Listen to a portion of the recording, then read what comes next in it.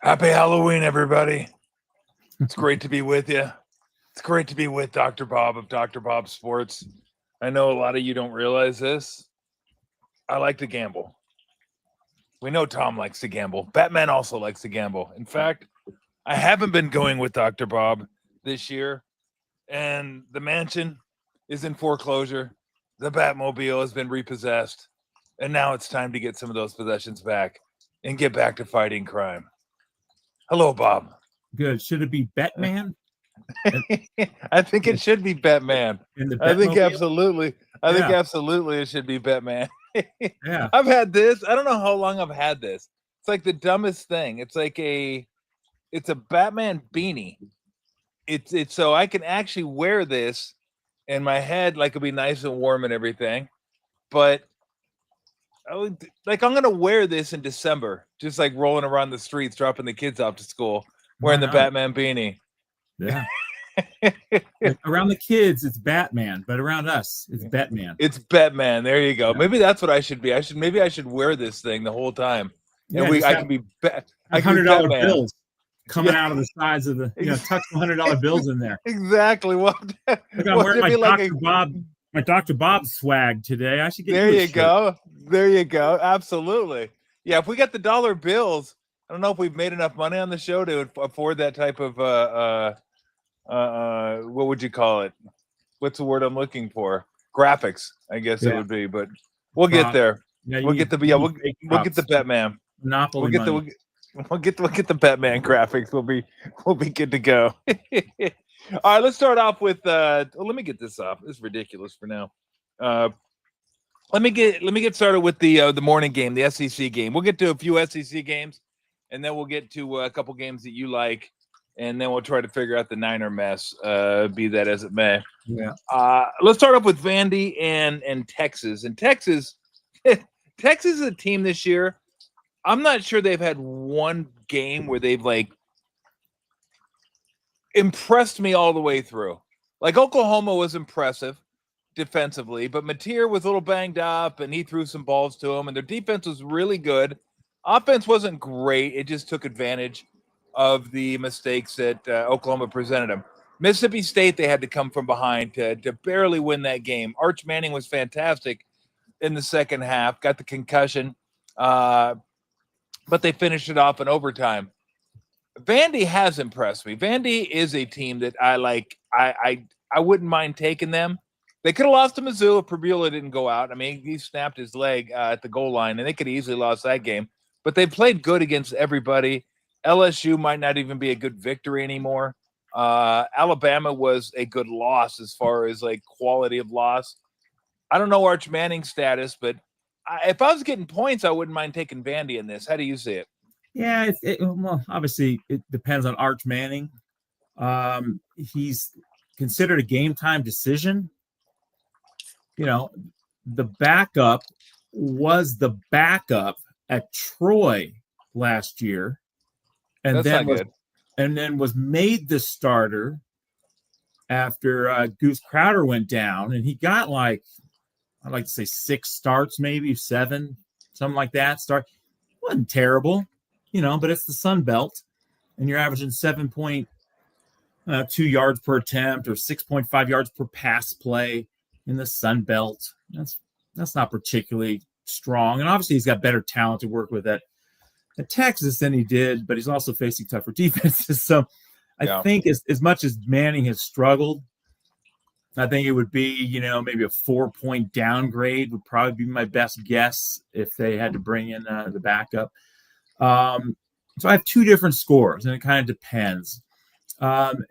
Either way, this really is a battle between Vanderbilt's elite offense and the Texas's elite defense. And you mentioned that they played a complete game, Texas. Their best game score, which takes into account yardage metrics and success rates and all that stuff. Their best game score of the year was Ohio State, a game they lost. Yeah. They outgained Ohio State 5.0 yards per play to 4.2 yards per play on the road. Ohio State's the number 1 team in the country. I mean, that was actually their best game. But other than that, it's just been so up and down, and Manning's been up and down. And the defense, though, consistently good. They faced 6 good offensive teams this year. South Carolina, Alabama. Wait a minute. Let's see. Who did they play? I was naming Commodores a good defense team. But Texas played 6 good offensive teams, and they've been 1.5 yards per play better than average against those teams relative to how good those defenses are. Yeah. Vanderbilt, very elite offensively, no matter how you look at it, but they really put up some big numbers in 3 games against bad defensive teams. Even relatively, they outplay their normal. So I said, well, in this game, I'm just going to look at Vanderbilt's offense and how they've done against good defensive teams. So they faced 4 good defenses: South Carolina, Alabama, LSU, and Missouri. In those games, Vanderbilt averaged 23 points, 5.9 yards per play. That's not bad considering that those 4 teams would allow 4.7 yards per play to an average offense. But so they're 1.2 yards per play better than average. That's really good. But Texas is 1.5 yards per play better than average on defense. I think Texas has an advantage in this game, and then you're getting Vandy around 20, 21, 23 points, somewhere in there. Yeah.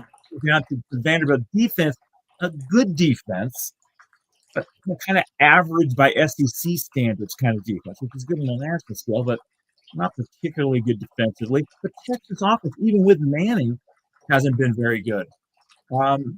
They're just half a yard per play better than average, depending on the day. I mean, sometimes they look terrible. So it really comes down to that Texas defense and how well they do against Vanderbilt's offense, which is still good even against the better teams they faced. I think Texas has the edge there. So I made this 26-22 with Arch Manning playing and 100%, and I make it 23-23 in the math with Manning out. Right now, they're -3. The market, I think, is assuming Manning's going to play, and if he does, I think the line will go up to 3.5 or 4. If he doesn't play, I do think it's going to go down to 6. So I'm kind of right on market here. It depends on how much you think Manning's going to play or not the game regardless. I mean, I just think it's a tough game to bet. Yeah. All right, let's go to the next one. The world's largest outdoor cocktail party, which I'm not even sure what they're calling it nowadays. I don't know. Yeah, they can't call it that officially, but whatever reason, you can't call it that because, we don't want kids to drink on campus. We don't want to give them that idea. That's so ridiculous. I have no idea. I guess they're like, well, we're mixing alcohol with, it's like, yeah, I know, kids on campus. That's what makes it fun for adults. Exactly. It's making what's makes it fun for kids. And I should give Daniel and Max some credit too. I talked about the money graphics. We got the bats, we got the pumpkins, we got all that. Yeah. It's very cool looking, very Halloween-ish, which I do enjoy very, very much. My friend said, "Oh, Bob, what are you gonna be for Halloween tonight? What's your costume?" And my costume is sort of aggravated dad answering the door, giving candy to brats, basically, while I'm trying to get my work done. I've got 40-something games to put on my free analysis page, and I'm trying to crank that out while these kids are ringing my doorbell because my kids and my wife, they're all out trick-or-treating. Yeah, they're having fun. Running back and forth between the door and my office trying to get my work done. So I am going to be aggravated work dad is what I'm going to be for Halloween tonight. But anyway. You are going to be, well, hopefully you have some beverages lined up for after. I got some lines ready to squeeze. There you go. We don't get much around here. We used to get like 200-300 kids. Last year we got about 40. I don't know what happened to it, but I guess. And I like trick-or-treaters when they come up, especially the little ones. The ones I don't like is when they throw a baseball cap on and they try to pass it off as a costume. Like, look, if you want some candy, give it a little effort. Years old. Yeah, just a little effort. Okay. Yeah. That's all I ask. Okay. World's largest outdoor cocktail party. I think I might have had Texas against Florida, and that's the only game Lagway has played really well this year. I think it was his best game. Yeah, for this sure. year. By far. They brought in that freshman receiver who was his first he made game a difference out of nowhere, and he went off for like 130 or 140 receiving yards, and they've been having trouble all year finding a complimentary wide receiver to Brown, and they found one in that game. I mean, There's no doubt. He was really good. But so Georgia's weird this year because they've been good offensively and not as good defensively. I mean, you look at the teams I would consider the elite teams or close to elite offensively that they played. And there may be other ones, but Mississippi moved the ball up and down the field on them. Tennessee moved the ball up and down the field on them. I mean, up and down the field. They've been able to run the ball pretty well. I like Gunnar Stockton. He's kind of a college. He's just a college quarterback, but he's very safe. A lot of checkdowns, but that's all right. You don't want to turn the ball over. You got a good running. You got a good defense. He's not lighting it up. It's not a big play offense. Yeah. So how do you see this, and how do you see their defense? Because again, they've gotten lit up a couple times this year. They actually rate a little. They actually are. You think they got lit up a couple times, but really it was only Tennessee and Mississippi, right? Yeah. But I mean, they gave 7.1 yards per play to Tennessee. Now, Tennessee at home would average around 7.7 yards per play against an average defensive team. So they were actually 0.6 yards per play better than average in the game. But 41 points, that's just so many plays are being run. Tennessee runs their offense so fast. Now against Mississippi, 35 points, but only 5.9 yards per play. 353 total yards allowed is less than the national average, and Mississippi runs their offense fast. So that was a really good defensive effort. Okay. So Georgia's defense actually grades out pretty well. Even in those two games, they grade out pretty well. And for the season, they've been 1.3 yards per play better than an average defense. Florida, like you said, up and down. Lagway, he couldn't find a second receiver. Vernell Brown was the one guy producing. Sturdivant, who came Cal, UCLA, then Florida, he's been terrible. Eugene Wilson, terrible. Then Dallas Wilson came in against Texas, and he played great, and he's been pretty good. He's played 3 games. The problem is Vernell Brown is still their best receiver, and he is out, I think, for the rest of the season. He's out. So now they're back to the problem before Texas, which is we have one reliable receiver. That's not going to be good enough. So that's the issue. And Lagway, he threw 9 interceptions last year. He's already thrown 9 interceptions this year. I mean, he's super interception prone. 18 picks on 414 pass attempts in his career is a very high percentage, like 3.5%, 4.5% almost. That's really, really high. He just does a lot of careless things. And with only one good receiver, again, who's only played 3 games in his career, going up against a good defensive coordinator and a good defense, I think that's a problem for Florida. Florida, they can run the ball and they can do other stuff and they find ways to score. And they look like, oh my God, Florida is a disaster. But have you seen their schedule? They have by far the toughest schedule in the country. They played LIU to start the season. Then South Florida. Well, turns out South Florida is a pretty good team. So they lose to South Florida. They probably shouldn't have lost that game, but that's not an easy game. Then they get, road games, LSU, Miami, Texas A&M, home game against Texas, which they won. They have played the hardest schedule in the country. So they actually grade out like a pretty good team. They've been 0.8 yards per play better than average on offense, 0.5 yards per play better than average on defense when you count for who they faced. They just keep playing good teams every single week. Last week, they got sort of a break, but not really. They still playing good teams all the time. I came out with this with Vernell Brown out. That sort of tipped the scale a little bit toward Georgia. I made it 28-20. The line is 7, juiced up. I don't think it's a game you get involved with.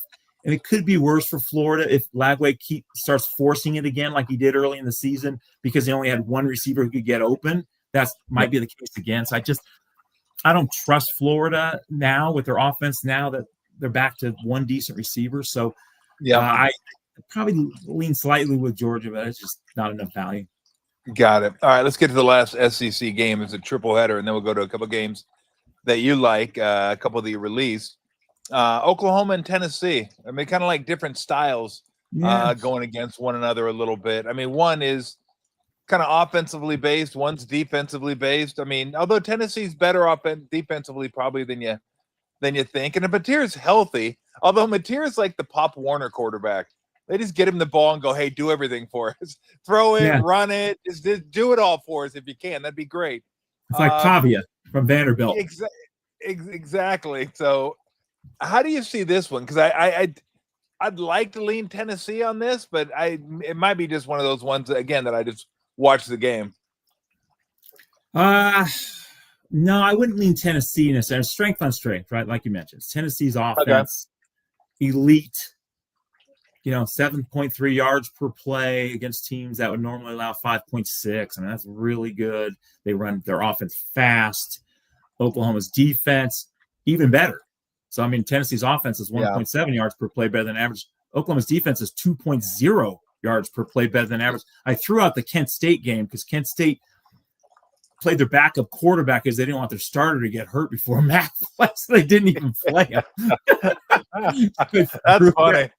Threw that game out, but they're still, even without Kent State in there, where they beat 44-0, they're still only allowing 4.1 yards per play against a tougher than average schedule of offensive teams. So Oklahoma has an advantage in that offense versus defense matchup. It's just basically the other side of the ball. What can happen? Well, I mean, it depends. Mateer, is he getting healthier? Looked pretty good last week. It seems like he's getting a little bit better each week. And you mentioned Tennessee, not known for their defense. They give up a lot of yards. They give up a lot of points, but that's because there's a lot of possessions. Teams are getting about 2 extra possessions a game against them because their offense runs at such a high pace. So Tennessee is allowing 5.5 yards per play, which is decent, but it's even better when you consider the teams they face would average 6.4 yards per play against an average FBS defense. So 0.9 yards per play better than average. That makes them like a top 20 defense. I mean, they're actually really good defensively on a compensated yards per play perspective. It's just that so many plays are being run that teams get more chances to score against them. But they are a good defensive team, and their defense is better than Oklahoma's offense. So I think these teams are really even from the line of scrimmage. Oklahoma's got better special teams. 3 points is sort of like, well, I'd rather have Oklahoma +3 than given the 3. I think overall Oklahoma is slightly better, maybe about the same, slightly better from the line of scrimmage. Better special teams, which helps field position. I don't know if the home field is worth enough to justify laying 3. So I passed the game, but I'd rather have the points, I think. All right, let's get to a couple games that you are involved in. Let's start off with one that was a strong opinion, Texas Tech against Kansas State. Kansas State's probably one of the more disappointing teams in the country. I remember the Ireland game. It was them, Iowa State, the battle for the Big 12 championship. Yeah, I don't think they're going to get there. I don't think either one of them are going to quite make it there. It's been a disappointing year for both of them, but especially for Kansas State. Texas Tech, on the other hand, has been a team that we all heard about before the season started, with all the transfer portals, the money they're spending, and they've lived up to the hype in this season. Yeah, they're really good. The thing about Texas Tech that surprised me the first time I watched them, Bob, was against Utah. I go, wow, they're good in the trenches. Like, when's the last time I could say Texas Tech was good in the trenches? I don't know if I've ever said Texas Tech good in the trenches, but they are. How do you see this one? Yeah, they rotate they got like 6 or 7 defensive linemen. It's crazy. Who are so active and they're so fast on defense. Their defense is dominating. The only reason they lose to a team like Arizona State, who is down this year, is because they had a backup quarterback who just wasn't as good as Morton. Yeah. Well, he's out now, the backup. So Morton's back. But Morton could have played last week. They were a huge favorite. They were playing Oklahoma State, and they were favored by 1 million. So they left him out. They're like, oh, he could have played last week, but why would you play him against Oklahoma State? Yeah. But anyway, the backup got hurt, so he's out for the season now. So Morton's back, which is good. Kansas State, really disappointing because they're always consistently good under Kleinman, that coach. Biggest problem is Dylan Edwards was supposed to be their big play back this year. He was hurt early in the season. He got on the opening kickoff against Iowa State, right? An opening punt or something. And then he had he's healthy and had that one game against UCF where he went off for like 160 yards on 20 carries and busted a long run. It's like, all right, well, then he got hurt again. And now apparently he's not hurt. He's got NIL dispute. Oh, God. He's like that dude. Here we go. Like that guy Sluka from UNLV. Yeah, UNLV, that guy. Whatever happened to him, by the way. Yeah, and he's terrible. Sluka is terrible. He's a backup quarterback on some Conference USA team now, I think. I don't know where he is, but he's a backup somewhere. Yeah, that's what happened. Sluka, you're not very good. But anyway, so Edwards, I think, is out for the rest of the year. Word whispers are that he's not coming back. He's done. So they don't have a running game. The rest of the running backs are terrible. Puts more pressure on the quarterback, who's not having a great season either. So their offense is just barely better than an average team, without Edwards. Now, Texas Tech is one, we talked about Oklahoma's defense being 2.0 yards per play better than average. Texas Tech is 1.9 yards per play better than average. They are a top 5 defense, and they face some decent teams and shut them down. So they're legit. People are like, oh, well, they're beating up on, they play Kent State and all these. No, they've played some good teams, and that defense holds up. It's been really, really good. They've held every opponent under 5 yards of play, and they've faced a couple good offensive teams. So now with Morton back, and Morton has been so much better than the backup, Hammond. And I thought, well, he really lit it up against some bad teams. Tell you what, for this game, I'll just say, let's only look at Morton's numbers against Houston, Utah, and Kansas. 3 legit teams with better than average defenses, and see how he did against them. Well, in those 3 games, he averaged 7.4 yards per pass play, which is 1.7 higher than those teams would normally give up to an average quarterback. So he's been really good. The running game's good. The defense is good. Kansas State is mediocre on offense by Big 12 levels. The defense isn't particularly strong either. The only team they seem to be able to have magic on is Kansas. They beat them 17 times in a row. Like, what kind of voodoo do they have over Kansas that they just, even when they're not supposed to beat Kansas, they kill Kansas. I think it's back down to earth. And this is one of those games, the situation favors Kansas State. And I would have made this a big bet on Texas Tech -7 had it not been for the situation going on the other side. But it's still so strongly mathematically in favor of Texas Tech -7 that I still made it a half-unit bet that I gave out to clients, even with the situation favoring the other side. So I think Texas Tech is a good play here.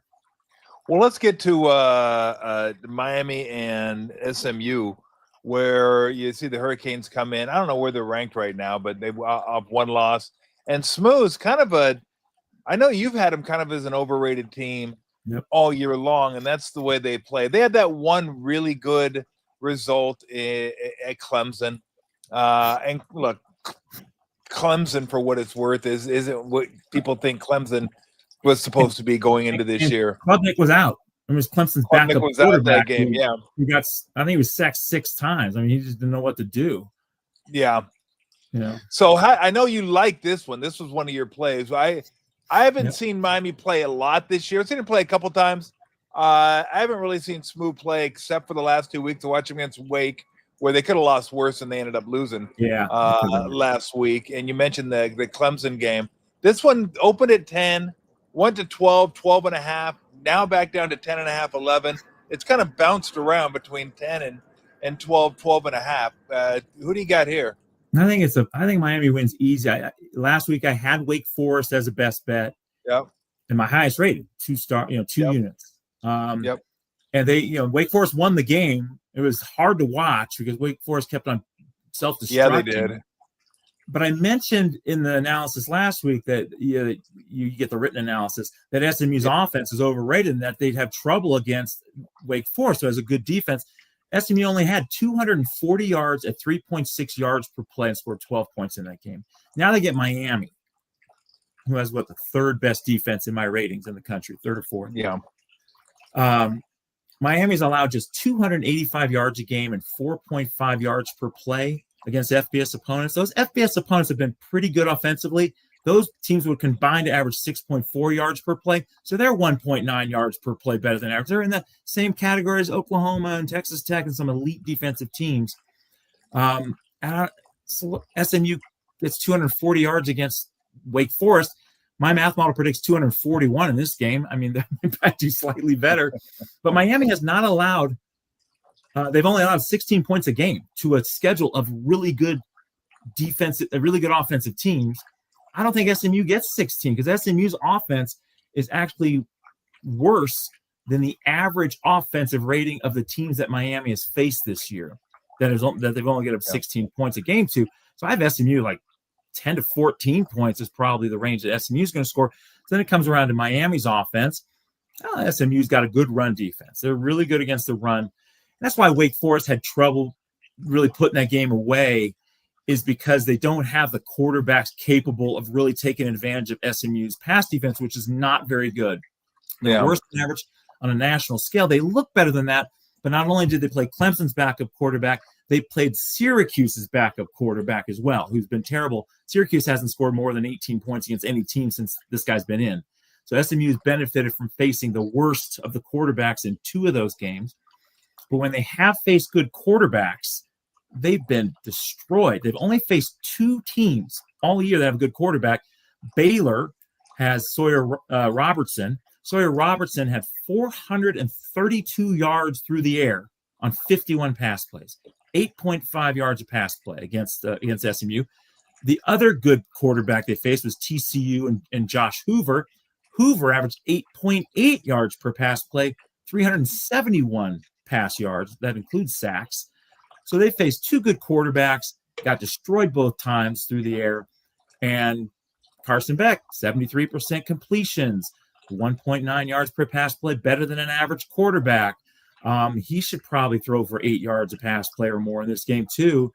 I don't think Miami's stupid enough to try to run on SMU because teams have trouble running. And that's why teams have thrown the ball an average of 45 times a game against SMU, because why run it? Let's just throw it because we can. And the good quarterbacks have really taken advantage of SMU's secondary, which is overrated. So I think Miami can do the same thing. They'll score 28 to 34 points, and I think SMU gets 10 to 14, maybe. I just don't. I think it's a blowout. This is my favorite bet of the week. So I laid the 10, which is why the line went up early in the week. It did shoot up 12 or so, or 12 and a half. It's come back down to 10 and a half. It's still a 2-unit play at minus 11 or less. So I like that side. There you go. Go back to the U. All right, let's get to the Niners, and I think we've done this pretty much every week on the Niners. It's pretty playing, it's pretty not playing, and it looks like he's not going to play. Yeah, just got the news before we came on. What'd you say? It was like 70% that he wasn't going to play? Early in the week, it was reported that he was 70% likely to play. He'd been progressing, things were looking good. Likely to play. Now not likely to play. He is available, but will not start. Okay. That just came over this afternoon. That puts a little wrench in things. I thought, well, all right, 70% to start. Even if he doesn't start, I see a lot of points in this game for other reasons. So I bet the over on Monday when the total was down to 47. It's gone up to 48.5, and still at 48.5. I think even with him out, I think it's still sitting there at 48.5. I'd still lean with the over here, even with Purdy out. Mac Jones has been all right. People think, oh, Mac Jones he should be the starter. They're 4-2. He's averaged 6.3 yards per pass play. That's pretty mediocre. I mean, Purdy's career is 7.9 yards per pass play, so that's a big difference. The matchups are pretty good. The Niners are better versus cover 1 compared to other coverages. That's just Shanahan can destroy cover 1. Giants play a lot of cover 1. Giants secondary's banged up. The safety Holland's out. The cornerback Adebo's banged up. Both missed last week's game. Cornerback Flott is out. His backup is Devontae Banks is terrible. So I think I think Shanahan will come up with something that'll allow Jones to move the ball. So I think that'll be fine. Also, they're having problems. Well, here's the thing. You got Giants' strength is their defensive line, and they got Abdul Carter and Thibodeau, but Trent Williams can handle his business on the left side. The right tackle McKivitz has done better than expected. He's 14th in the league in pass blocking efficiency. So they have 2 good tackles. The Giants' strength on the defensive line is the edge rushers. So it sort of matches up okay for the Niners to protect Jones. And I think they'll be able to get, scheme it to get the ball out quick enough. So I do like the Niners offense, even with Jones, to score a good amount of points. But the Niners defense, you saw what Houston did last week. And I had a bet on Houston last week, and I had a bet on the over last week. Yep. And you saw what Houston's offense had, their best game of the season against the Niners. They're just decimated. I mean, there's just nothing, their best players are out. What can you do? I mean, they play a lot of, now they have to play a lot of cover 4, to keep the lid on. And, Brian Daboll in his career has destroyed cover 4.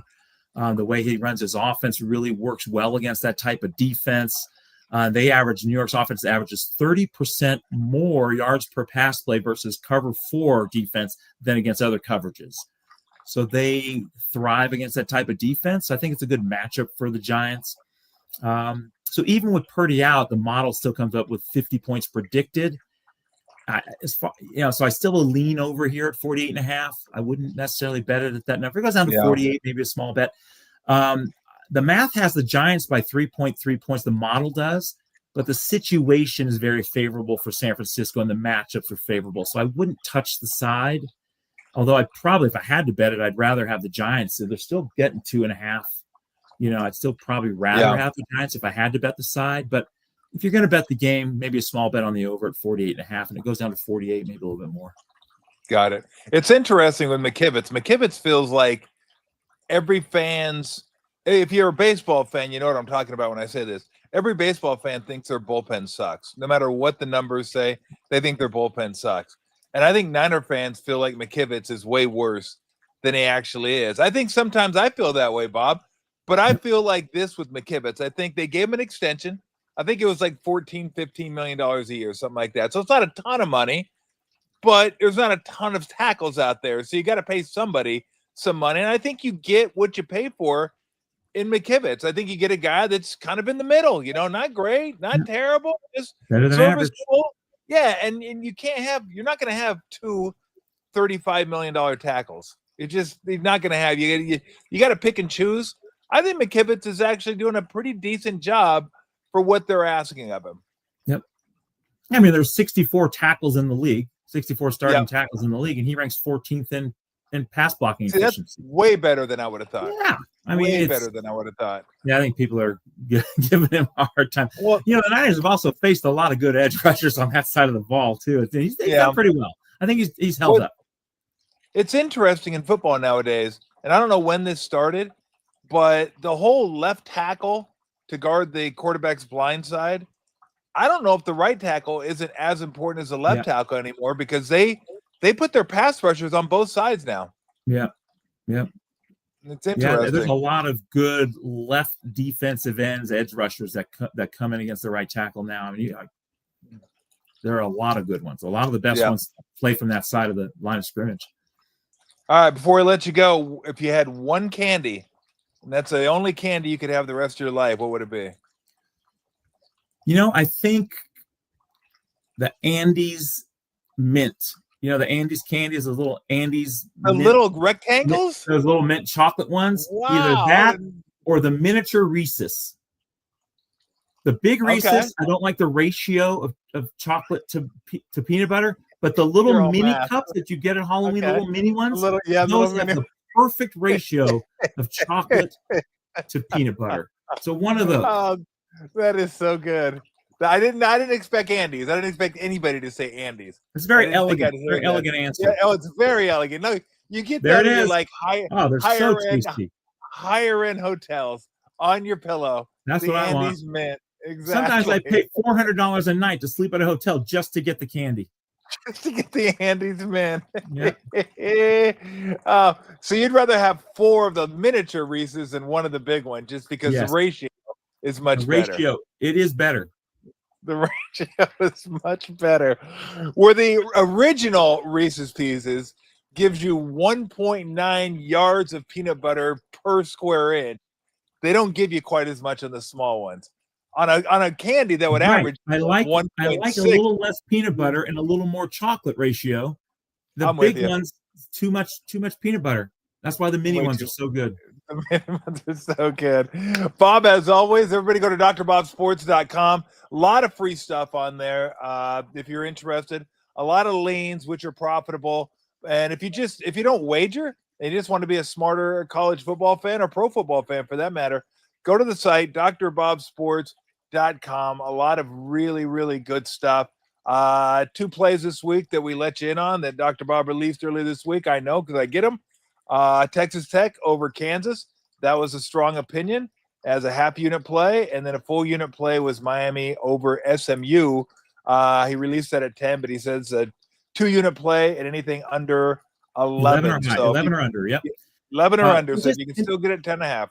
And if you read the NFL analysis, I'm guessing this is the time of year when fantasy players, the guys that play fantasy, daily fantasy or fantasy, come to the site and read. Not every play is on the free analysis page because I withhold the bets for clients. Yep.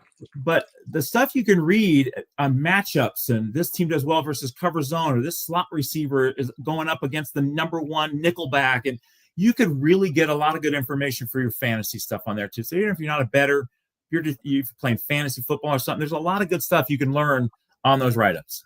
No doubt. I always forget about the fantasy angle. There's a lot of different angles you can take. Just go to drbobsports.com if you want to know more about football, both college and pro. I would say happy Halloween, but I don't know. I see kind of a bah humbug here. Yeah, frustrated, work dad trying to get some work done and kids ringing my doorbell. Maybe they're looking for plays. Give them Miami. Yeah, maybe. Start giving out plays at the door. Guy answers the door. Guy's on the phone. Got my bookie on the other side. What's the play? Dr. Bob, don't let me down. That would be classic. Have a good Halloween, Bob. We'll talk to you next week. All right, Batman. All right, there you go. Fantastic. Dr. Bob Sports. Always fun talking to Bob Stoll. Yes, I am Batman. I was Batman earlier today. Dennis Ranahan, Quacks High Sports, PigsFootball.com. We'll welcome in Dennis. We'll welcome in Batman to get some plays. Yeah. Well, before we talk, Tom, I want to look right in the camera here with an announcement that there may be some people that claim that Quacks High had the Tennessee Titans last week over the Indianapolis Colts. And what I want you to know, you're hacked. There's only one response to that, and that is they also had the Jets. They also had the Jets. Hey, I will let people know that I know you were probably thought we're going to take Dennis to the asylum this week for not only saying he liked Tennessee, but he liked Tennessee to cover. I mean, to win outright, which was just. I had the money line. I bet the money line on it. I was, and hey, I'll give you credit. You laid it out there. You didn't withhold it. I give you credit for that. I still thought, good Lord, it might be time to take Dennis in for an evaluation. But Dennis was 3-2 last week, and he won on Monday, and he won on Thursday. So you have plays like that. You don't win them all. I mean, it'd be nice to win them all, but that was the one that we just kind of highlighted in the show last week because it was a stunning. It wasn't that stunning that he said he's going to take the Titans plus 14.5. It was stunning when he said outright. That's where everybody was like, "Whoa, hold on a minute now. Hold on a minute. I hope you didn't tell your wife." Well, she watched the show. No. And then of course, of course, there was the Jets play on Sunday. And that was a nice one. That was a bullet. And so that was a bullet that came out late. A bullet comes out late. A bullet is this, And so maybe you were 4. 5 or 8 a year because the criteria for the bullet wasn't as illuminated to us often before. So we'd be on a lot of games that then would develop a bullet. But here's what a bullet is. There's a game where the public is 70% or more betting one side, and the books keep moving the line down, inviting more action. And so last week, in the last couple hours, the Jets were 6-point underdogs, which seemed to make sense given they opened at 6.5, and then they kicked it down to 5.5. I went, there's a bullet. That there it is. That's what it is. And so then we sit there and watch that for 3 quarters, and Pam is nailing me at every corner, Why a bullet, she would say. It's a bullet. It's mechanical, Pam. There it is. I'm not making this stuff up. This is what happened. So the 23 points in the fourth quarter, which is more points than I think my goodness the season, was very satisfying. Yeah, that's not a resume builder for any defensive coordinator. That one was back and forth and back and forth and back and forth. Jets got 2 stops when they needed them. That was enough. That was enough. So yeah, and last night was a nice kind of easy one. Although Baltimore wasn't as easy as it appeared. It ended up being easy, but the first half, Miami was the one moving the ball. They just kept imploding in the red zone. Turnover, stopped on downs, missed field goal. Like anything that could happen happened to them. Either they did it to themselves or the Ravens caused it. Ravens didn't really move the ball all that much in the first half, but they had the lead 14-6. And then in the second half, that's when they kind of took over, and you saw the Dolphins wilt a little bit. But it's kind of nice to get those occasionally where you're like, I don't have to sweat it the last 3 or 4 minutes. I was operating from something you and I share. How can this slip away? And when you're laying 8.5 points, it's never over. No, you're right. You got to be in the parking lot before you can count that one. And it seemed to me that the Dolphins are a problem, of course. But this Baltimore team, the first indicator we were on the right side was a halftime line, because usually when you're up 14-6 on the road, you're up by 8 points. There's going to be the halftime line is going to expect the game to come closer, and the halftime line was Baltimore -2.5. So they're saying 10.5 would be the right bet now. And I went, oh, well, that's an indicator that we're going to get the blowout. That was a good clue. The other thing is, you take Baltimore. Kevin was a week earlier than me. He had bet him early against Chicago when he thought Lamar was coming back a week ago. And he bet him early and was laying 6.5, 7 points. And then, of course, Lamar was called out, and the line goes down to 1.5. It closed at 2.5. But and Kevin said, "Oh no, I told him, I said, I even wrote it. They usually cover those lines.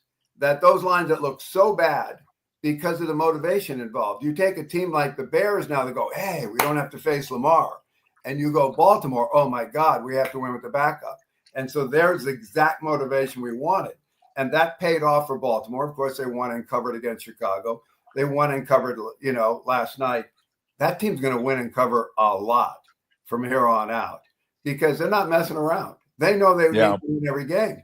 So it doesn't matter if they're playing, the Chiefs or they're playing the Saints. They're going to be totally motivated game in and game out. We'll be on Baltimore maybe every week, unless we run into a thing. It's also interesting that if we look at the games the last week and last night, there was only one game that wasn't decided by double digits. 8 of them by 20 points or more. That's not parity in the NFL. And part of the reason for that, I do believe, is that the NFL got what they wanted. They put the best teams in tough situations early in the year, hoping they'd pick up a loss or two to make the races for the whole year more competitive. And they got their wish. Detroit lost a couple.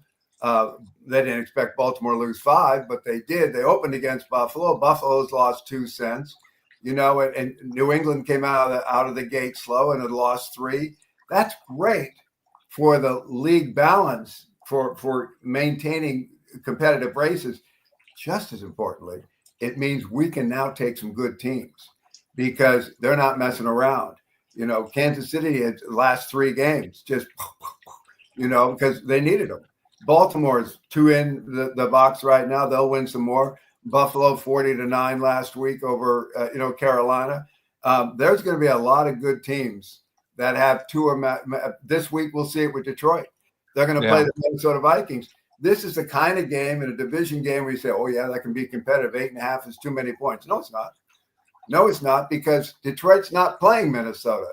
They're chasing Green Bay. And so their motivation is different than if it was just the Vikings trying to catch Detroit. Detroit's looking to, they're one behind in the loss column to Green Bay, and they lost straight up to them. So anyway, that's the preamble. Week 9. It's interesting that you brought up the Bears and the Ravens game and Lamar not playing, and that's motivation for the Ravens, not the Bears. It's a letdown spot. Happens all the time in basketball. Happened last night in Milwaukee. Warriors go to Milwaukee about an hour before the game starts. They announce Giannis isn't going to play. Giannis not playing. Line goes from 2.5 to 7.5. Warriors lose outright. It happens. That's the sport where it happens most, because football, it kind of needs to happen to a quarterback. Hockey doesn't happen, and baseball doesn't really happen because there's just too many players. But basketball, when you lose your star, that's the, oh man, we could win this game now. Giannis isn't playing. It's going to be easier. And even if you're not thinking it consciously, you're subconsciously thinking it. And what the Bucks are thinking is, this is going to be great. We're going to get a chance to play. We don't get a chance to play without Giannis very often. We can kind of do our thing. We're not going to have to worry about minutes because we're not going to get yanked if we screw up. And we know we need to play really, really well so we don't get blown out. And all those contributing factors usually add up to a loss for the overconfident team. Steve said this after the game. He goes, I don't know what we are.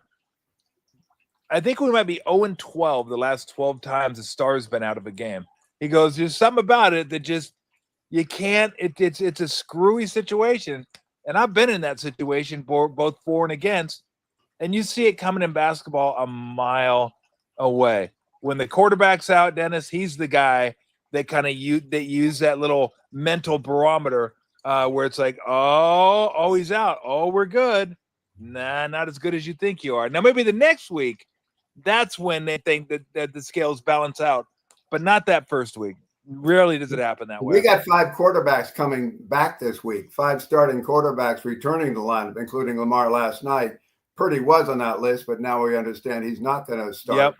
Yep. But, Jaden Daniels comes out. You know who they are probably. There's I got a mark here. The Falcons will bring back. Penix is coming back. And anyway, there's 5 of them. Where you get these starting quarterbacks returning. What's that going to do to the team? Is that going to pump them, or is that going to have them relax because now they got their starter back? It can work either way. I thought the 49ers would have more trouble in New York if Purdy did play than if Jones plays. Huh. All right. Well, let's get to one of the games that the quarterback is coming back, and I'm intrigued in this game. Bryce Young, Carolina Panthers, going to come back this week. And they're getting 13 points against the Packers in Green Bay. Carolina's actually had some decent performances this year where they've hung in some games. The defense is not great.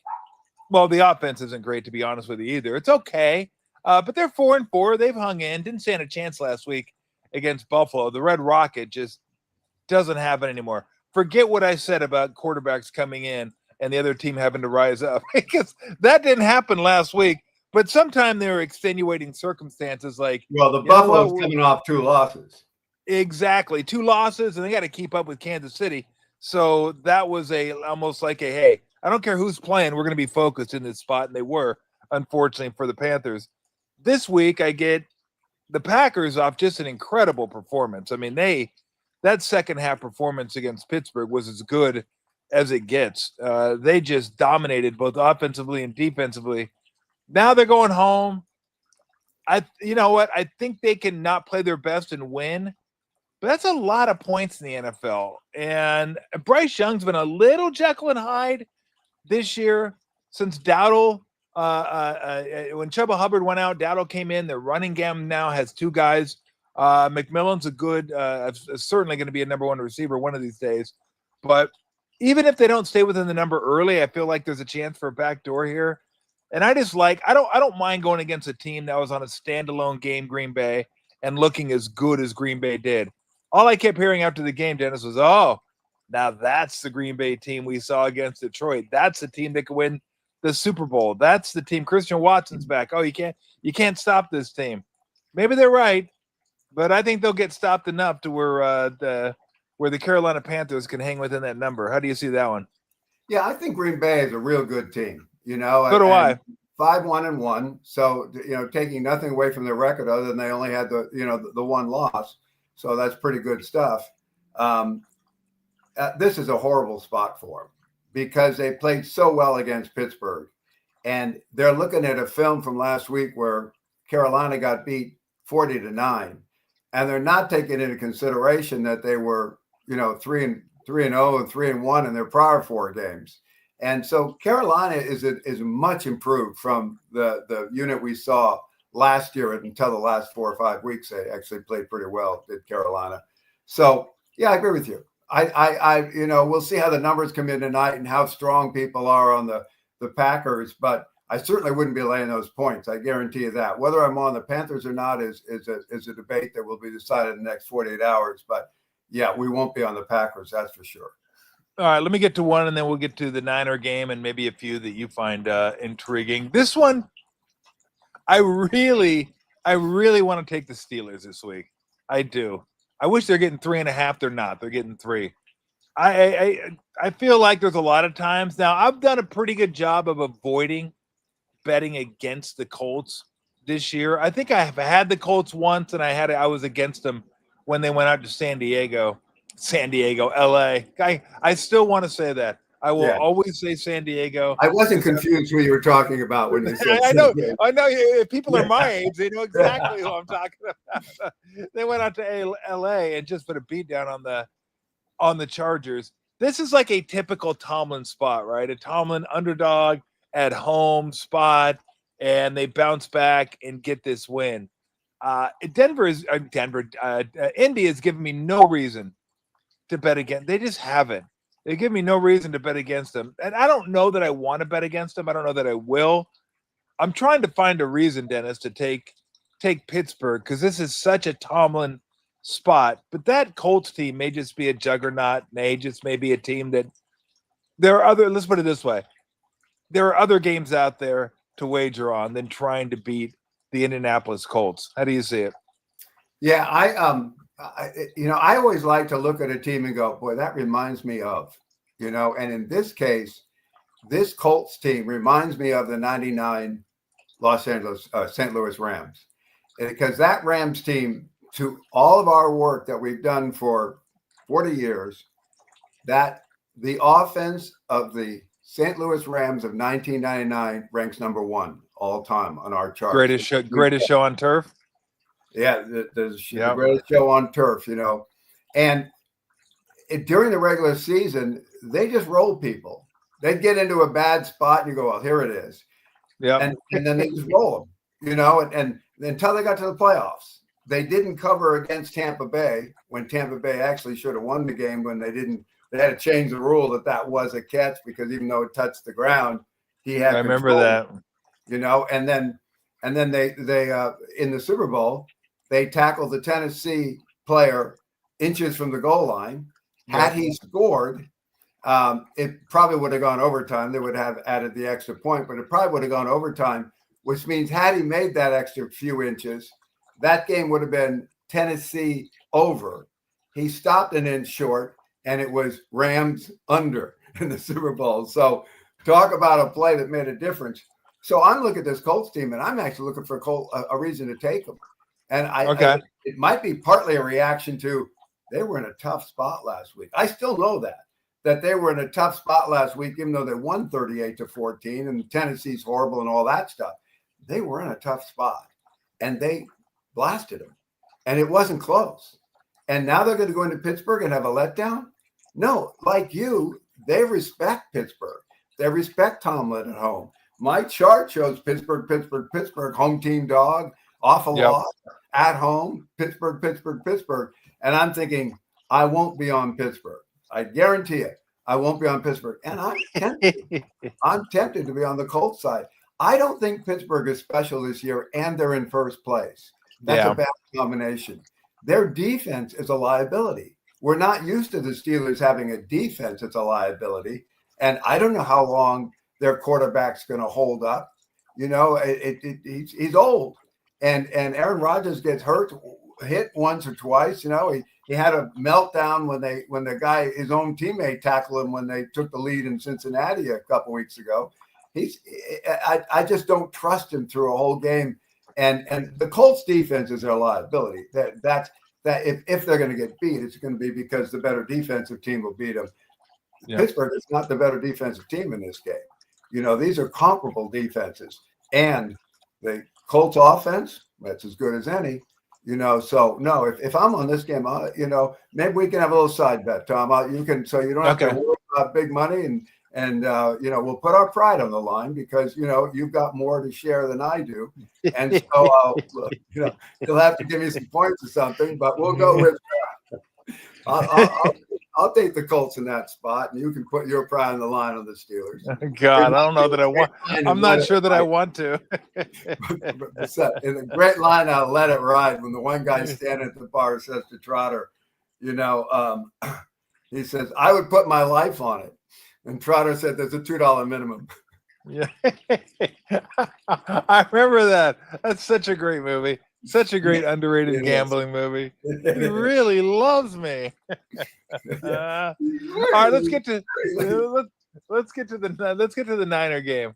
As you mentioned, Mac Jones going to be starting. Purdy will be available, but it sounds like it's going to be another week. And again, I think a lot of it is the Meadowlands has been a house of horrors for the Niners, and they're just like, yeah, we don't want to risk an injured player coming back and getting hurt at the Meadowlands on this brutal turf. I think the Scatterboo effect is going to be real for the Giants. I mean, God, that guy was like a cult hero in New York. And I think you could tell when he went down, the team was visibly shaken when he went down. Like, you could just tell how much he meant to the team, and his energy was infectious, and the way he ran the ball, he was physical. The fans loved him. Like, there was a vibe around this guy. And I just don't know that they're going to be able to replicate that with Tracy Jr. and Singletary. In fact, I know they're not going to be able to replicate that. The passing game is pretty much non-existent with Robinson and Slayton. Once Neighbors went out, that was pretty much your wide receiver room. And I think after last week, the Niners losing that game last week, the way they lost Dennis, I said last week it was almost like the Levy broke. Like, it could have broke the week before. It didn't. They had guys like, you know, putting their fingers in the dike and holding on and just got, oh my gosh, can we get this? Can we get? And it finally caught up to him. It just caught up to him last week, and the water just came gushing in. I think we get back to somewhere in between the two this week, where it's not going to be what it was against Houston. May not be the 10 points they had the Falcons to, but it'll be a better performance. And I think that'll be enough against this Giants team. I think they're going to be able to run the ball a little bit better. Giants defense not as good as Houston's defense. And I think Mac Jones will play. It wasn't terrible. It just they never had the ball. They had the ball for 18 and a half minutes last week. That was it. So I just my long way of saying I think the Niners get this one. I don't know that I'd feel super comfortable laying 2.5, but if I had to, I know Dr. Bob said if he had to, he'd take the Giants. If I had to, I'd take the Niners. How do you see it? Yeah, I think this is a tough one. I'm a little concerned about the Niners' travel schedule. They've been flying all around the country. You know, now they go from Houston home back to New York. I'm just looking at this Giants team. We stayed off a great motivational play a few weeks ago when they played the Philadelphia Eagles on the Thursday night, because I said there's just not enough talent on the Giants to bet on them. You know, they'd lost I think the week before, and so they were in a situation already where they weren't a good team and they were banged up, and we didn't know what Jackson Dart was going to be yet. You know, he was just coming in, and it was a great motivational play for the New York Giants or Philadelphia, and I skipped it. And one of my clients called and said, I just read your article. You're biting your tongue, aren't you? And I said, what do you mean? He said, I know you. It sounds like you want to take the Giants. That's what this article read like, and you're not going to do it. And I said, yeah, I really do want the Giants, but I can't. I think they're that bad, and I just can't take defending Super Bowl champ against a bad team. That just didn't match up for me. And, of course, as we know, that was the night that the Giants did upset the Eagles in that great spot where I didn't think they had enough. Well, now we're a few weeks later, and the Giants are getting more credit for who they are, but they, like the 49ers, could be comparing injury reports because both teams have lost critical players on both sides of the ball. And so, particularly in the Giants' case on the offense side, you lose your best receiver, you lose your spirited running back, as you mentioned. Jackson Dart is the only other one pumping life into this team. Rookie against the 49ers, but then it's a bad defense. I don't want to be laying points with the Niners defense on the road. So this is an easy non-call for me. Okay. This is an easy non-play for me. I'll watch it. I'll root for the Niners, given who I am and where I grew up, but I wouldn't bet on it. Got it. All right. What are some games? Give me a couple games that intrigue you that you're looking at going, kind of like that one. Yeah, well, I'll tell you right now that we love this one. So you and I have been talking about the New England Patriots for a number of weeks and saying, man, this would be the spot against New Orleans. We both like the Saints against and we the did. Patriots were the better team and won the game. There were a couple of breaks in the game, but they got them and they won the game. You're in a situation where I've been waiting for the Patriots to get into the bad spot. Welcome to it. We've got the Atlanta Falcons coming into town. The Patriots have won 5 in a row. The Atlanta Falcons got the big headlines a few weeks ago when they beat the Buffalo Bills. Now they've lost 2 games in a row, first to the 49ers and then again last week. Now they're in a situation where this is where they come out of it. This is where the Atlanta Falcons, who are Jekyll and Hyde, I love Jekylls and Hyde, those teams that are good enough to take advantage of good situations, not good enough to overcome bad ones. This is a great situation for the Atlanta Falcons. So the Falcons will probably be the top pick of the week on Sunday. Yeah, I like the Falcons there too. I really do. It was at 5.5 last I checked. I know London and Penix are coming back. Might have gone down to 5. I still like that number. I would definitely take them over the Patriots. And yeah, like I probably before I'd take the Saints again. I mean, I'm not going to change off the game. The spread's not going to move enough to sway me off the.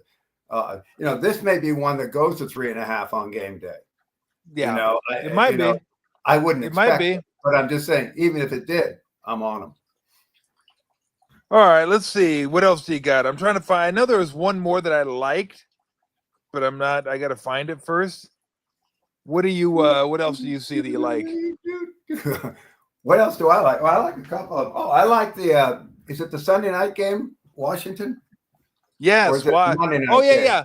I kind of like Washington there against Seattle. I love Washington there. They get Chandler Daniels back, and they're playing. I was looking at the numbers on this one. We've got the Seahawks, who have been playing great, but now suddenly road favorites over Washington. Washington and Denver were the 2 teams that I was concerned about coming into the year because they had such breakthrough, campaigns last year from being in last place to the playoffs. And so I always am very suspicious of those teams.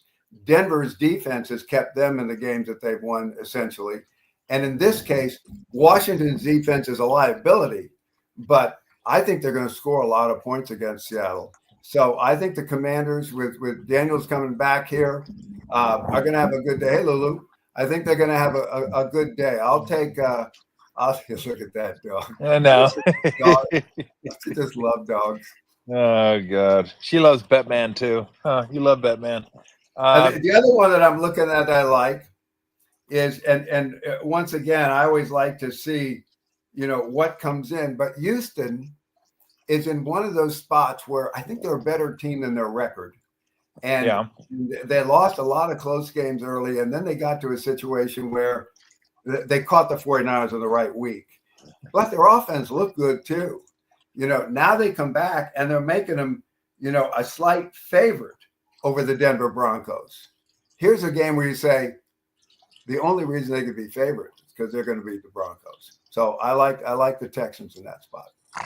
All right, let me give you one more just in case people want to bet on the big game of the weekend, and I doubt you'll be on it, but if you have any thoughts on it, the Chiefs are 1.5-point favorites at Buffalo, and this one to me, I was like looking at it, I couldn't come up with anything that I wanted to do in this game. I mean, side total, I was like, yeah, you know what? I'll just sit back and watch this one. There are other games out there I like a lot better than this one. I mean, Kansas City might be the best team in football right now, the way they're playing. The defense has been good. I mean, Spagnuolo always, since he's been there the last 3 or 4 years, defense has been fantastic.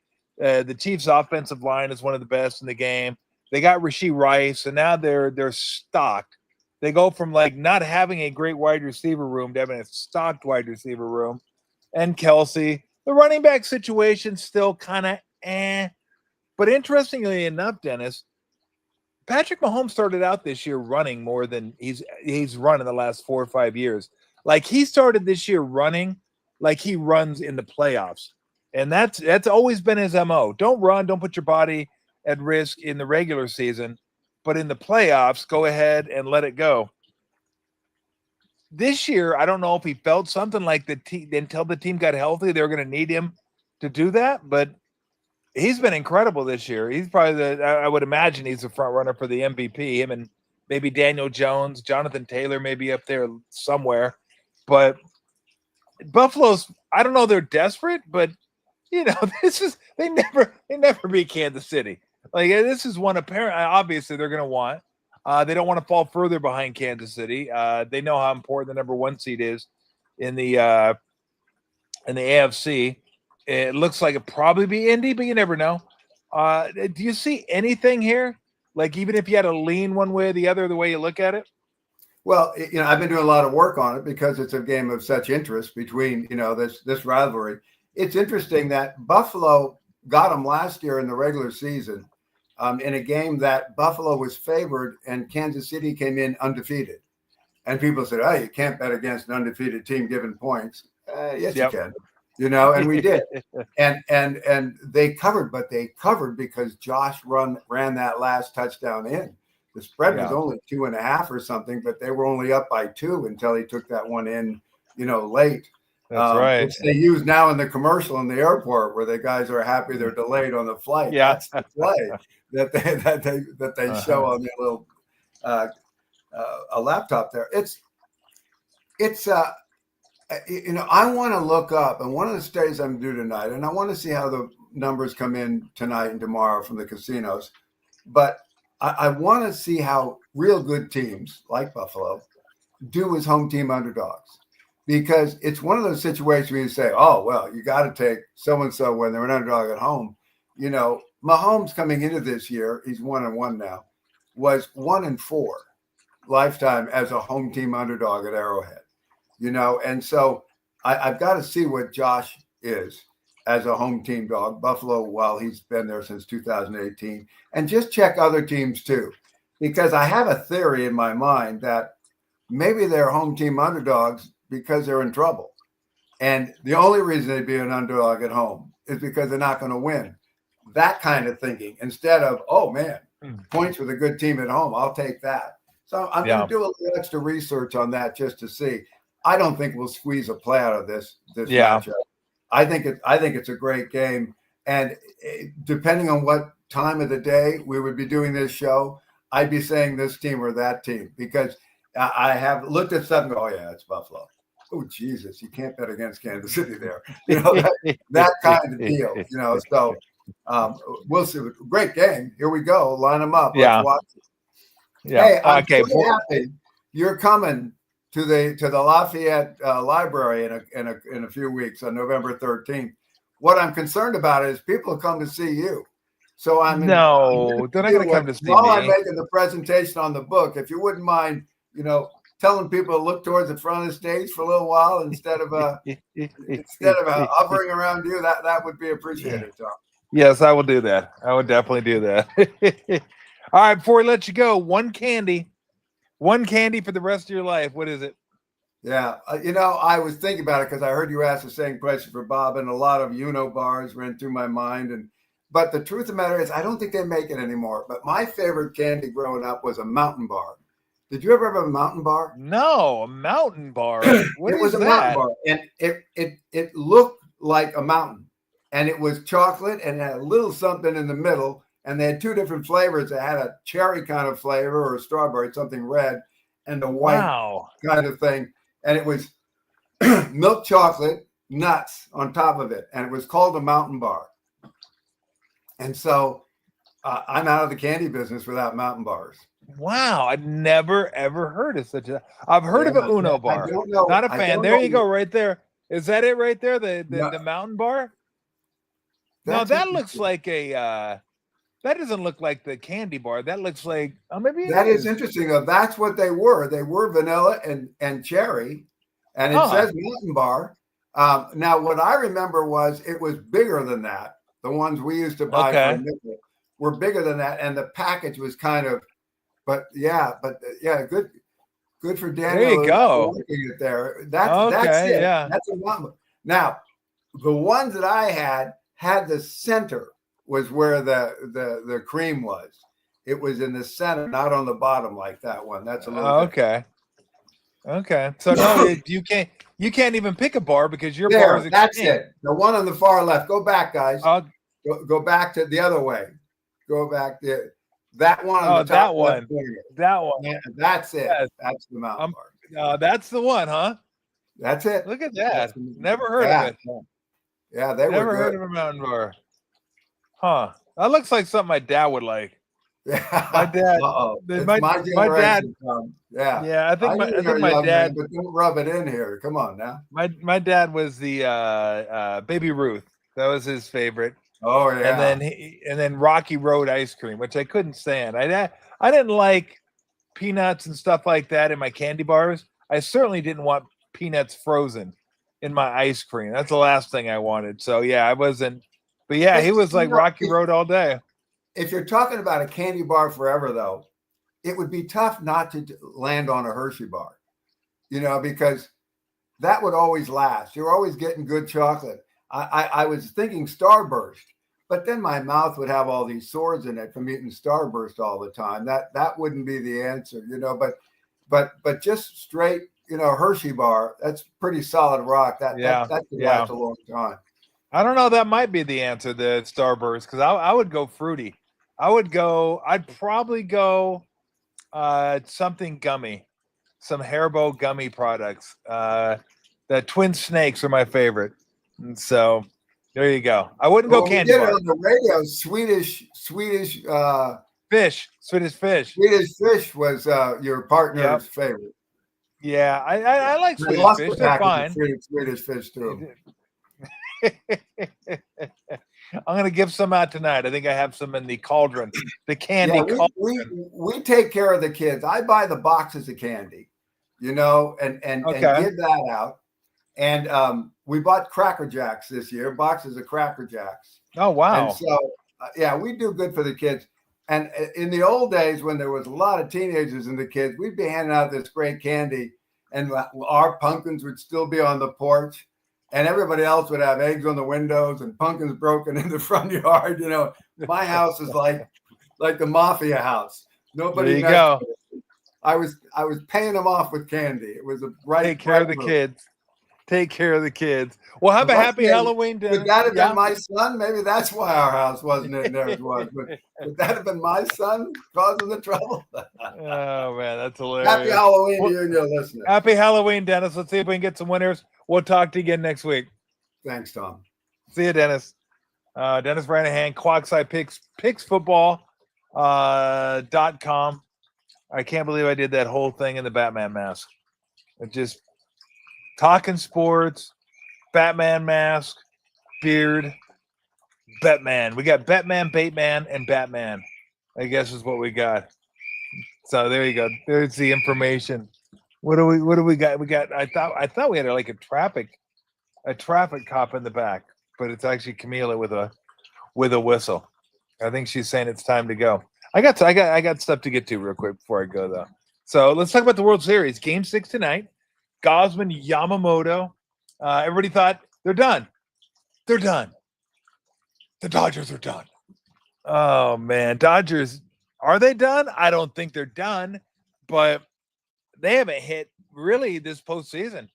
The Dodgers have pitched, haven't hit, and they've gotten to within 2 games of winning the World Series with pitching and a couple Ohtani games. That's been about it. Freeman's done his thing a little bit. Teoscar Hernandez had a couple decent swings.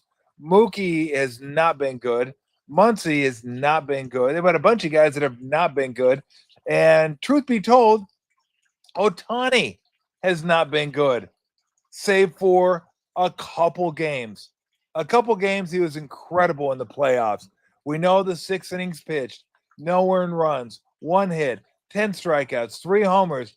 We know the 2 doubles, 2 homers, and 9 times on base. We know those 2 games. Other than that, he hasn't done a whole lot. In fact, I don't know that he has more than a hit the last couple games. I mean, it was game 3 that he had the monster mash game. And let's see, they've lost 6-2 and 6-1 the last couple games. And Ohtani has been, let's see, Ohtani's been 0-for-7. So 0-for-7 the last 2 games. Then he had the 2-for-4 before that. Other than that game, Ohtani is 2-for-15 in the playoffs. I don't love candy corn. 2-for-15 in the playoffs. Milwaukee, 3 home run game. The 3 games before that, he was 2-for-11. I'm doing a show right now, sweetie. Okay? Thank you. So sweet. I love that little girl. Philadelphia. He did kill it in Philadelphia, 1-for-18. So Cincinnati, he was 3-for-9. So Ohtani hasn't even hit, except for 2 games where he put together just insane numbers. In those games, Ohtani was, what did he have? 7 hits and 5 home runs. 7 hits, 5 home runs. So he's not doing it. Betts isn't doing it. Freeman's kind of hit or miss, but not really. Muncy, they don't hit. So if they don't hit, they're not going to win. Because the Blue Jays do hit. That's what the Blue Jays have done during the postseason. And it's been pitching versus hitting, and hitting has won. Hitting has won out so far. Will it continue to win out? I'm not sure. Yamamoto goes tonight. He's a favorite. Who will it be in game 2? Will it be Glasnow in game 2? I would think. I think it's going to be Glasnow in game 2 or in game 7. Because I think he followed Yamamoto. Because, it'll be Glasnow. So, I look, Blue Jays would love to get it done tonight with Gausman. And Vladimir Guerrero has been fantastic. Bichette's been fantastic. We'll see if Springer goes tonight. So Springer didn't go last night. Schneider hits a home run to lead off the game. I mean, that was shocking, right? That was like bang, bang, right out of bed. You're down 2-0. Back-to-back jacks. Snell had to be thinking, what in the hell? But then Snell held him in there forever, as long as he could. They end up going down. So I'm trying to look to make sure it would be. I didn't say who the starters are, but yeah, I think it'll be Glasnow. And I don't know who it'll be. I'd have to look again for the Blue Jays. But I think Blue Jays got a great chance at this thing. back at home, hitting the ball. I mean, Yamamoto now has pitched 2 complete games in the playoffs. So that's going to be the story tonight. Can they get to him? Can they get to that bullpen? How long can Gosman go? Can he give you 7? It's fascinating stuff, especially since everybody assumed after 18 innings, Blue Jays were done. I think everybody forgot that Ohtani, who had been on base 9 times, was pitching later on that evening. That's a huge deal. And that the Dodgers played 18 innings too. It wasn't just the Blue Jays. Yeah, it's a gut punch. Yeah, it's hard to come back from. But you just do because you have to. You have no other choice but then to come back. So it should be fascinating tonight. If the Dodgers lose this game, they're going to want heads. Not sure why they'll want heads, but that's just the way it works. You got to blame somebody. You can't credit the other team. So you certainly can't blame the starters. They've shouldered the load as much as possible. Even though Snell hasn't been great.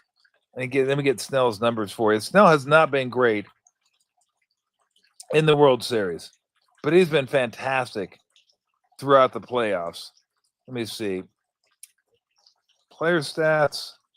Let me get Snell for you and get you Snell's game log. And now they know that exactly what he's doing. So he's pitched 2 games against Toronto, 11 2/3 innings pitched, and 10 earned. He's been awful. I didn't realize it was that bad. I forget a lot of inherited runners scored. And so they've gotten to Snell. They've absolutely touched him up. And actually, I mean, I guess I still say you can't blame the starters, even though the starters haven't been great. And maybe if you want to say starters haven't even been good against other than Yamamoto, the starters haven't been good against Toronto. I said, Snell give up 11 2/3, give up 10 runs. And then let's see. Let me get to Glasnow and see what Glasnow has done. He's only pitched 1 game against him, but he hasn't been great in the playoffs. 4 2/3, 4 runs, 2 earned. So the games before that, he was really good. So he's been okay. Ohtani was okay. So really, it's kind of Snell that's taking it. So if you're the Blue Jays, you'd love to get to the bullpen. I don't think you count on that. If you get to the bullpen, great. Fantastic. I mean, I don't think you're getting another Klein performance, which was phenomenal in that 18-inning game. But I think everybody that's listening to this right now, aside from maybe a few people, are pulling for the Toronto Blue Jays. All right, Warriors lose last night, 120-110 in Milwaukee. Again, it's one of those games. NBA happens all the time. Star goes out. You kind of let your defenses down a little bit. They jump on you. Ryan Rollins was balling last night. I mean, you want to talk about picking up like left, right, boom, 20-foot pull-ups going left. Like he was good. He was good last night. So, and they hit some big shots, got after him. Warriors weren't super sharp offensively, 20-plus turnovers, but it's going to happen. It's going to happen to other teams. A star goes out. It's just those games become hard. They just do. And as far as and if you want to get into it, I'll take some comments at the end of the show. If you want to get into the Warriors a little bit deeper last night, I don't know if there's anything more than they just didn't have it last night. I don't know. Steve said fatigue played a part. I don't know how much of a part. I'm not with them on the road. But it wasn't crisp. It wasn't what you'd hope to expect. But they played a lot of games early, and it's going to get worse. Going to be a lot more road games. And travel schedule isn't kind to them, but everyone deals with it. Everyone has to deal with it. So whatever. You do the best you can and move on. Yeah, I like the Niners this week. I do. I probably shouldn't like the Niners as much as I do. I know Dennis said he likes the Niners a little bit if he had to. Bob said he'd take the Giants if he had to. They don't have to, though, so they're not going to bet the game. Bob has the over on that game. You bet the over at 47, and I think it's at 48.5. So I could see that. I kind of like the over in that game too, but I just think after last week's performance, and I like the Texans last week, and I just the travel isn't kind to the Niners again, right? But I feel like after last week, and you got the Rams and the Seahawks playing good ball, you don't want them pulling away from you. And this is one of those games we talked about. They got about 3 games on the schedule left that you need to win these games. And a couple of them are on the road. This one's on the road. Cleveland's on the road. You got Carolina at home. You get Tennessee at home. Like, these are games you got to win. You got to find a way to win. Like, if you're a playoff team, you find a way to win these games. And I know the first thing that pops into my head was, well, hey, Tom, Chargers didn't win in New York. They're a playoff team. Granted, Jackson Dart, first game.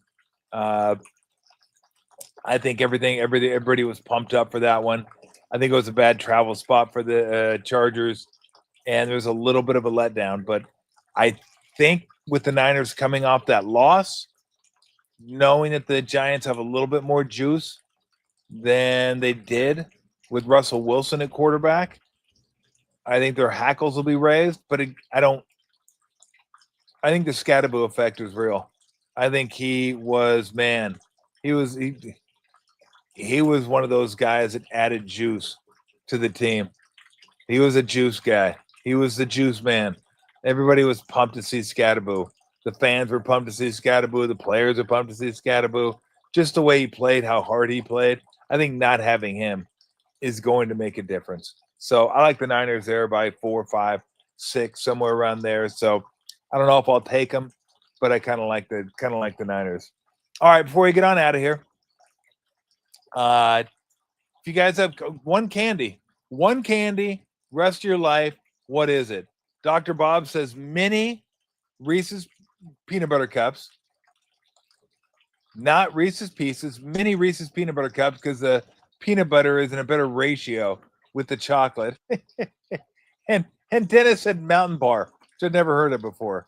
Erwin says Snicker Bites. I'm not a Snickers guy. Bonkers. I remember Bonkers. I don't know that I've had Bonkers or would even know of Bonkers if it hit me in the face. But I would go Haribo gummy bears, gummy twin snakes, gummy cherry cola, Three Musketeers. Oh man, Dad liked Three Musketeers. I'm out. Too rich, too creamy.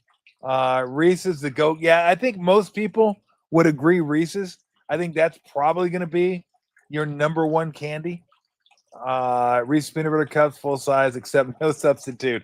So Opie enjoys the ratio of the peanut butter to chocolate in the real size bars. Bob, however, wants more chocolate. That's why Charleston Chew. Which what? Like no one's coming up with Charleston Chew, like except you. I've heard of Charleston Chew. I never had a Charleston Chew. I don't think. Twix, Tootsie Rolls. Okay, I go for Tootsie Rolls. Twix are okay. If I'm gonna go Twix, give me 100-gram bar. 100 grand is my candy bar. Like if I'm going candy bar, which I don't go very often, I will go 100-gram bar. Three Musketeers was nasty. I'm gonna agree with you on that. Again, my dad liked those too. My dad liked some nasty candy bars. My dad enjoyed the Three Musketeer bars. He enjoyed the Rocky Road bars, Baby Ruth. Reggie bars, not to my knowledge, still around. Not to my knowledge. For those that don't even know what that is, that was the Reggie Jackson bar. I think any candy bar that you don't know what it is probably chocolate, caramel, and like nougat. And that's it. I could go with a Rolo, though. Just give me straight chocolate. Give me straight chocolate and caramel. I'm good. Because you can roll a Rolo with a friend. Chocolate-covered caramel. I could go Rolo. Like Rolo would definitely be in the mix for top tier candy bar. 100 grand is the top candy bar for me. That's the top of the mountain. The Hershey's, you can't go wrong with the Hershey's. You can't go wrong with just a plain good chocolate bar. Nothing fancy, just chocolate, just solid. Then no bells, no whistles, just good gas mileage. Gonna be reliable, gonna stay on the road, not super exciting, not gonna go 0 to 60 and anything spectacular. The rims are just gonna be car rims. They're not gonna get anybody turning their heads on the side of the road. It's not gonna be sleek. It's just gonna be dependable. It's gonna be solid, and everyone's gonna enjoy it. Well, it may not wow you. That's the Hershey bar, but I respect that. Like the Hershey bar should probably be the candy of choice. Tolbert. I love the name, of course. But the triangle candy bar. That's big ass. You could like beat off a robber with those things. And the Toblerone bars are massive. It's like Gandalf the Grey. It's like you have a wand, like a magic wand. Your Toblerone bar. So, but I go for a Toblerone bar. There's nothing wrong with that. Mounds or Almond Joy or neither. Neither. I go none. I'm not down with coconut in my candy.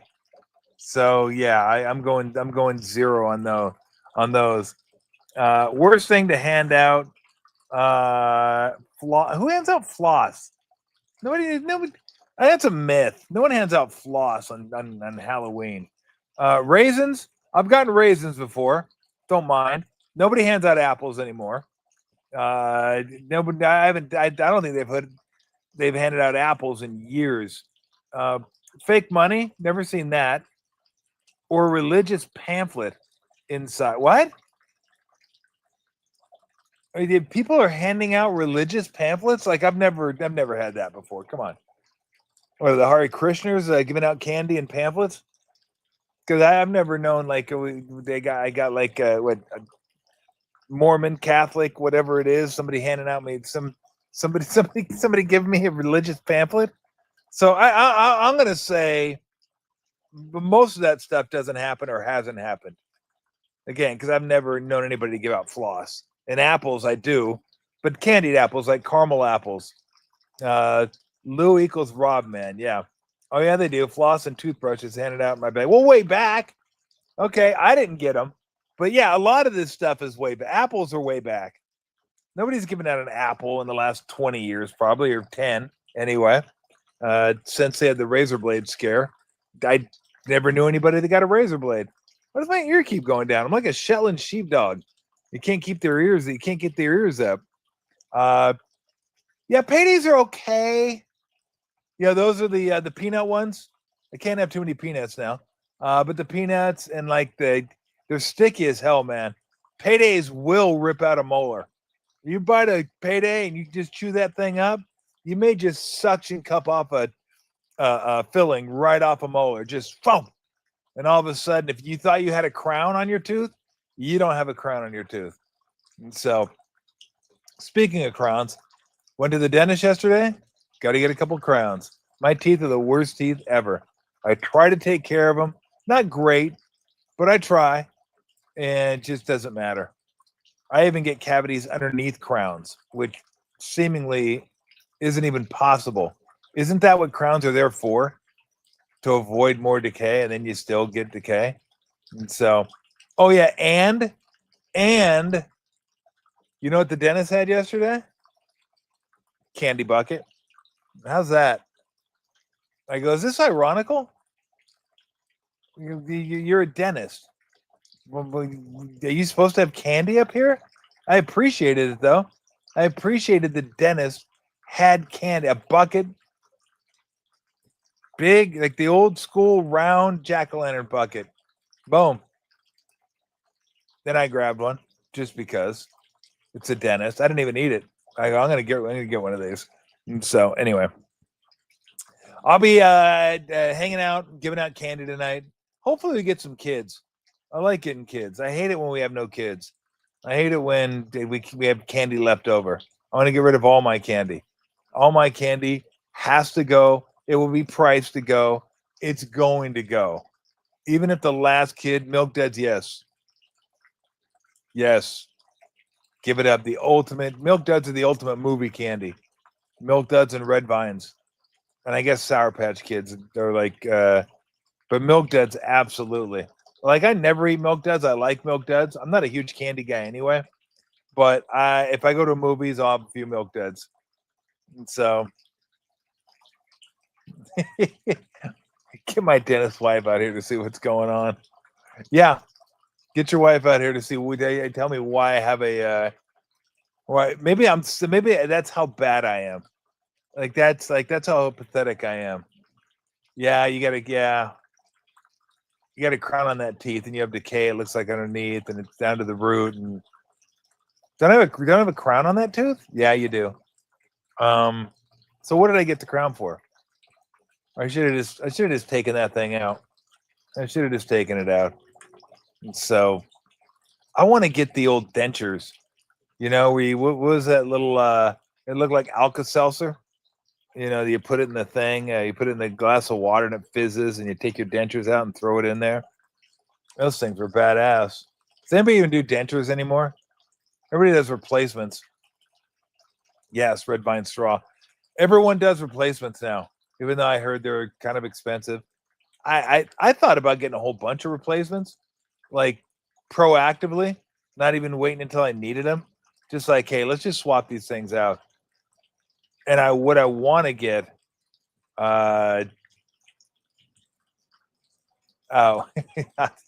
like Mike, what I want to get is different colored teeth.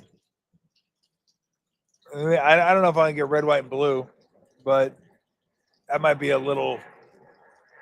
I don't know what I want to get, but I don't want to go white. I don't want to go grills. I mean, maybe it's two grills. Maybe I should just go with.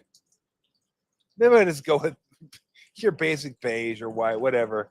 Maybe I shouldn't get too crazy with it. Yeah, probably not. It sounds good, but I'm not gonna do it. Nobody wants to see a 60-year-old guy with cartoon characters on his teeth or different flags on his teeth, or maybe like different craft beer. Or come to think of it, that could be good advertising. That'd be good advertising. I use that on the show. I won't even need to show your product. I'll just go, boom, we'll be right there. I should think of something like that. Now, I'm not getting grills with diamonds. Can you imagine how yo-yo that would look? 61-year-old Tom with grills with diamonds. That'd be incredible. Oh my God. All right, very good. I'm gonna get out of here. Happy Halloween to everybody. If you're gonna go out, I always tell everybody this, and I'm serious when I say this. Have what's in my shirt? It's keep it creepy. It's my little shirt, my little strangulation shirt. So there you go. Be careful out there. If you're driving, there are a lot of kids out there, and they're not paying attention to you. They're having a good time. They're running from house to house, maybe cutting across the street, maybe going from neighborhood to neighborhood. And all they want to do is just run and get as much candy as possible. And maybe their friend that went out 4 seconds ahead of them ran across the street and they looked. Maybe they're not going to look because they assume their friend looked. So they don't look, and all of a sudden you have a tragic incident where that'll change lives forever. So just drive slow when you're going through neighborhoods. In fact, drive slower tonight, period. Keep your head on a swivel. Look around. Make sure the kids aren't running around. Kids are hard to see. They're smaller. They hide behind cars. You can't pick them up as quickly as possible. So just make sure that you take care of yourself, take care of the kids. When you're driving through neighborhoods, especially neighborhoods, a little bit slower, a little bit more careful, not on the phone, not texting, not messing around, just fully focused on what's going on. Again, you don't want to change lives for the worse tonight. We want everybody to be safe. We want everybody to have a great Halloween. Kids can get their candy. Adults can hang out together, taking the kids from house to house. So I'm looking forward to it. I think Camila's going as forget what her name is, but she's the K-pop Demon Hunters, and I don't know what Kai is going to be. Kai's 1.5, so Kai's going to be whatever his mom and dad want him to be, which I'm not sure what he's going to be. I think he was a football last year. He was just a football. He didn't move much last year, so that was cool. But I'll be curious to see what he's going to be this year. So please do yourself a favor. Be safe. Protect the kids tonight, and have a happy Halloween. I'll see you Monday, everybody, or Sunday night, I guess. Sunday night for the post game. So we'll have a post game for you probably 4:15 until Sunday Night Football starts. Until then, happy Halloween, everybody. See ya.